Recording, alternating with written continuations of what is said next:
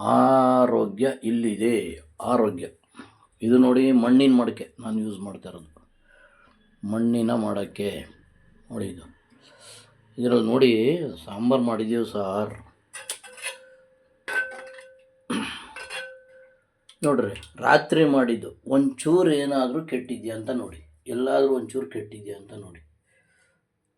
ರಿಯಲ್ಲಾಗಿ ನೋಡಬೇಕು ಅಂತಂದ್ರೆ ಸರ್ ಹೆಂಗಿದೆ ಗೊತ್ತಾಯಿತು ಟೇಸ್ಟು. ಮಡಕೆನಲ್ಲಿ ಮಾಡಿರೋದು, ಮಡಕೆ ಅಡುಗೆ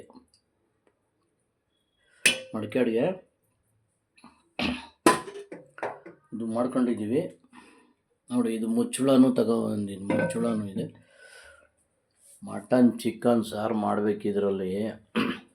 ಇದರಲ್ಲಿ 1.5 kg ಚಿಕನ್ ಬೇಯಿಸ್ಬೋದು, 1.5 kg ಮಟನ್ ಬೇಯಿಸ್ಬೋದು. ಓಕೆನಾ ಸರ್? ಸೊ ಈ ಥರ ಇದು ನಮ್ಮ ಮಾಸ್ಟ್ರು, ನಮ್ಮ ಪಾರ್ಟ್ನರ್ ಮಾಸ್ಟ್ರು ಇದು ತಂದುಕೊಟ್ಟಿದ್ದು.